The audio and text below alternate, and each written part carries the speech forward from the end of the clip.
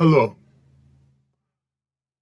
After more than 20 years, I finally decided to tell the world what I witnessed in 1991, which I believe was one of the biggest turning points in popular music and ultimately American society.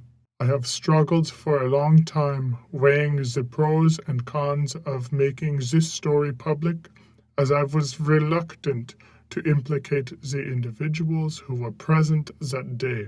So, I've simply decided to leave out the names and all the details that may risk my personal well-being and those who were, like me, dragged into something they weren't ready for. Between the late 80s and early 90s, I was what you may call a decision maker with one of the more established companies in the music industry. I came from Europe in the early 80s and quickly established myself in the business. The industry was different back then. Since technology and media weren't readily accessible to people like they are today, the industry had more control over the public and had the means to influence them any way it wanted. This may explain why in early 1991 I was invited to attend a closed-door meeting with a small group of music business insiders to discuss rap music's new direction. Little did I know that we would be asked to participate in one of the most unethical and destructive business practices I've ever seen. The meeting was held at a private residence on the outskirts of Los Angeles. I remember about 25 to 30 people being there, most of them familiar faces. Speaking to those I knew, we joked about the theme of the meeting, as many of us did not care for rap music and failed to see the purpose of being invited to a private gathering to discuss its future. Among the attendees was a small group of unfamiliar faces who stayed to themselves and made no attempt to socialize beyond their circle. Based on their behavior and formal appearances, they didn't seem to be in our industry. Our casual chatter was interrupted when we were asked to sign a confidentiality agreement preventing us from publicly discussing the information presented during the meeting. Needless to say, this intrigued and, in some cases, disturbed many of us.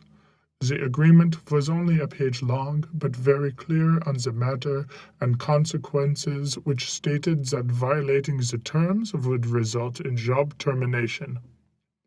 We asked several people what this meeting was about and the reason for such secrecy, but couldn't find anyone who had answers for us. A few people refused to sign and walked out. No one stopped them. I was tempted to follow, but curiosity got the best of me. A man who was part of the unfamiliar group collected the agreements from us. Quickly after the meeting began, one of my industry colleagues, who shall remain nameless like everyone else, thanked us for attending. He then gave the floor to a man who only introduced himself by the first name and gave no further details about his personal background. I think he was the owner of the residence, but it was never confirmed. He briefly praised all of us for the success we had achieved in our industry and congratulated us for being selected as part of this small group of decision makers. At this point, I began to feel slightly uncomfortable at the strangeness of this gathering.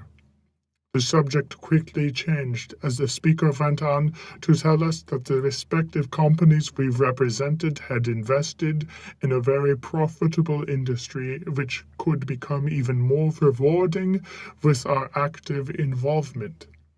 He explained that all the companies we work for had invested millions into the building of privately owned prisons, and that our positions of influence in the music industry would actually impact the profitability of these investments. I remember many of us in the group immediately looking at each other in confusion. At the time, I didn't really know what a private prison was, but I wasn't the only one. Sure enough, someone asked what these prisons were, and what any of this had to do with us. We were told that these prisons were built by privately owned companies who received funding from the government based on the number of inmates. The more inmates, the more money the government would pay these prisons. It was also made clear to us that since these prisons are privately owned, as they become publicly traded, we'd be able to buy shares. Again, a couple of people asked what this had to do with us. At this point, my industry colleague, who had first opened the meeting, took the floor again and answered our questions. He told us that since our employers had become silent investors in this prison business, it was now in their interest to make sure that the prisons remained filled. Our job would be to help make this happen by marketing our music, which promotes criminal behavior, rap being the music of choice. He assured us that this would be a great situation for us, because rap music was becoming an increasingly profitable market for our companies. And as employees, we'd also be able to buy personal stocks in these prisons. Immediately, silence came over the room. You could have heard a pin drop. I remember looking around to make sure I wasn't dreaming and saw half of the people with dropped jaws. My daze was interrupted when someone shouted, "Is this an effing joke?" At this point, things became chaotic. Two of the men who were part of the unfamiliar group grabbed the man who had shouted and attempted to remove him from the house. A few of us, myself included, tried to intervene. One of them pulled out a gun and we all backed off. They separated us from the crowd and all four of us were escorted outside. My industry colleague, who had opened the meeting earlier, hurried out to meet us and reminded us that we had signed an agreement and would suffer the consequences of speaking about this publicly or even with those who attended the meeting. I asked him why he was involved with something this corrupt and replied that it was bigger than the music industry and nothing we would want to challenge without risking consequences. We all protested as he walked back into the house, and I remember word for word the last thing he said.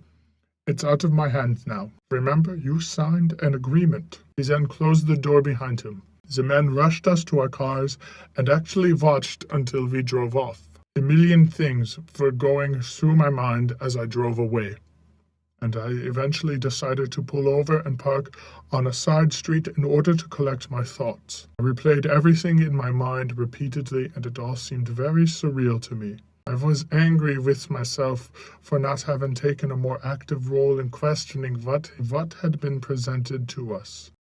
I'd like to believe the shock of it all is what suspended my better nature. After what seemed like an eternity, I was able to calm myself enough to make it home. I didn't talk or call anyone that night. The next day back at the office, I was visibly out of it, but blamed it on being under the weather. No one else in my department had been invited to the meeting, and I felt a sense of guilt for not being able to share what I had witnessed. I thought about contacting the 3 others who were kicked out of the house, but I didn't remember their names, and I thought that tracking them down would probably bring unwanted attention. I considered speaking out publicly at the risk of losing my job, but realized I'd probably be jeopardizing more than my job, and I wasn't willing to risk anything happening to my family. I thought about those men with guns and wondered who they were. I had been told that this was bigger than the music business, and all I could do was let my imagination run free. There were no answers and no one to talk to. I tried to do a little bit of research on private prisons, but didn't uncover anything about the music business's involvement. However, the information I did find confirmed how dangerous this prison business really was. Days turned into weeks, and weeks into months. Eventually, It was as if the meeting had never taken place. It all seemed surreal.